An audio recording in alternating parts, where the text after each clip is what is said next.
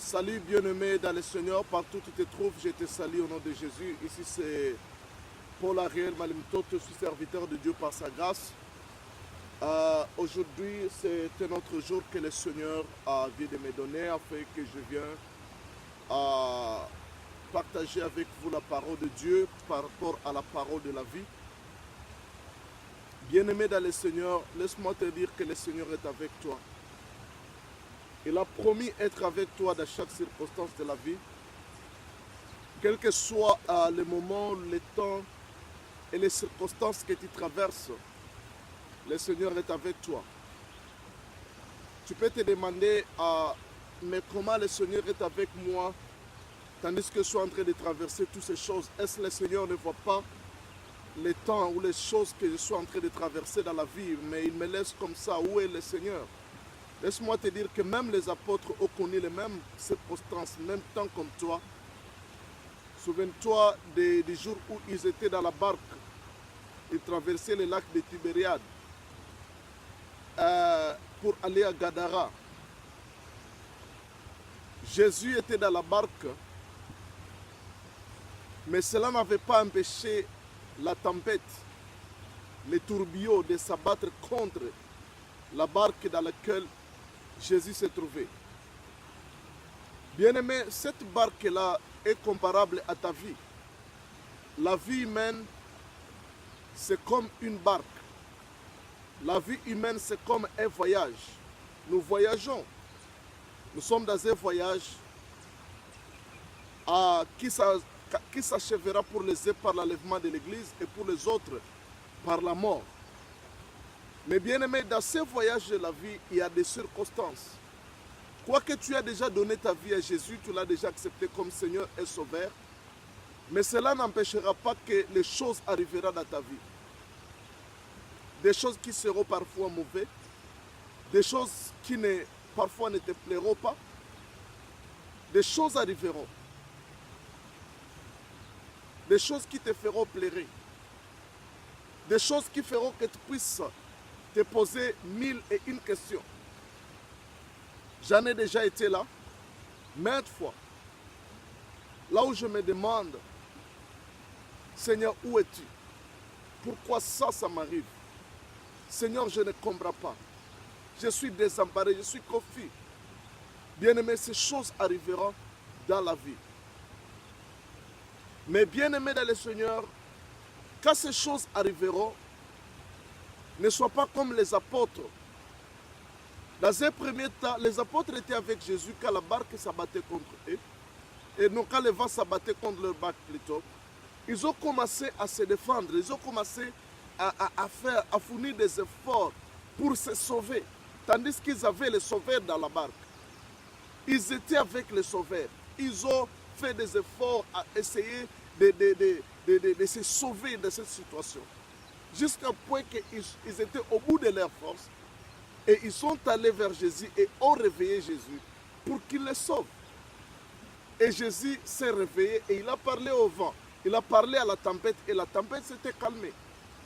Mais ces gens, s'ils avaient compris plus tôt qu'ils doivent évoquer Jésus, ils ne pouvaient pas souffrir, ils ne pouvaient pas faire tous ces efforts-là.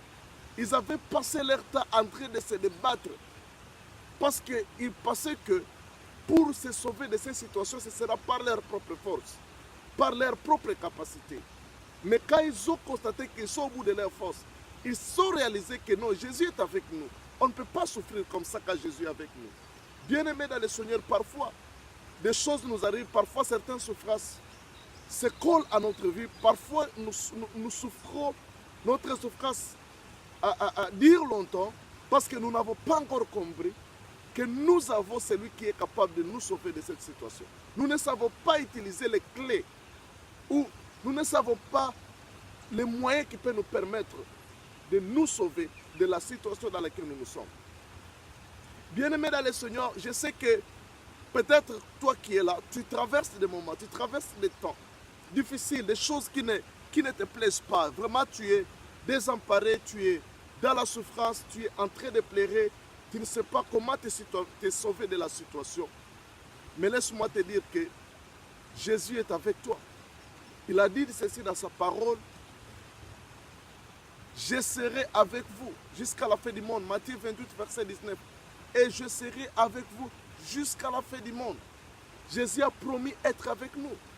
Et la Bible dit dans Marc chapitre 15, si ce n'est pas 16, je passe, verset 17, qui dit, et Jésus, après son enlèvement, son ascension, il était avec ses apôtres. Il confirmait leurs paroles par des signes et des prodiges. Il était avec les apôtres. Bien-aimé, Jésus est avec nous. Jésus est avec toi si tu es né de nouveau. Jésus, c'est la parole. Quand tu traverses les circonstances, les temps de la vie, sache que Jésus est avec toi. Et Jésus, c'est sa parole. Tu dois savoir identifier la parole de Dieu par rapport à tant circonstances. Parce que chaque circonstance a déjà une solution dans la parole de Dieu.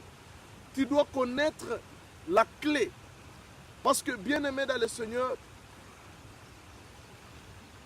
dans chaque parole, dans chaque circonstance, il y a une parole appropriée pour la circonstance. Par exemple, pour la maladie, il y a une parole appropriée à la maladie. Quand la maladie arrive, quand tu es atteint de la maladie, il y a une parole appropriée à cette situation. Et il suffit que tu puisses réveiller ou confesser cette parole à haute voix au travers de ta bouche. Tu seras sauvé de cette situation. Alors, bien-aimé dans le Seigneur, tu dois être électeur de la Bible. Tu dois chercher à connaître la volonté de Dieu. Tu dois chercher à connaître la parole de Dieu pour pouvoir être capable de surmonter certaines circonstances de la vie. Parce qu'il y a une parole pour chaque situation. Alors, bien-aimé dans le Seigneur, tout ce que je voulais te dire aujourd'hui pour t'exhorter, c'est que tu n'es pas seul dans la barque. Il suffit que tu réveilles le Seigneur, que tu évoques le Seigneur. La Bible dit que quand évoquera le nom du Seigneur sera sauvé. Évoque le Seigneur dans ta situation. Au lieu de crier, au lieu de chercher par tes propres voies, par tes propres moyens, de te sauver de la situation, réveille le Seigneur. Évoque le Seigneur dans ta situation. Et le Seigneur te sauvera et il te libérera de la situation. Que Dieu te bénisse, bien-aimé. Tu n'es pas seul. Et la Bible dit qu'avec Dieu, nous ferons des exploits.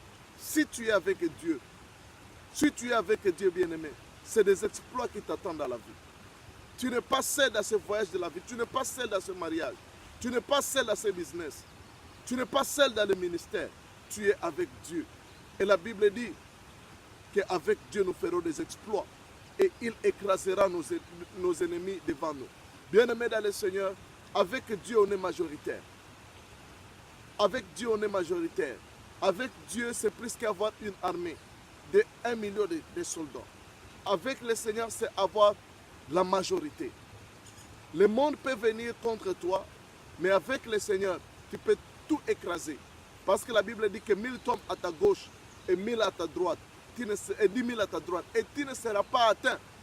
Tu ne seras pas atteint parce que tu es avec Dieu. Avec Dieu, tu es plus que la majorité. Que Dieu te bénisse, bien-aimé. Amen.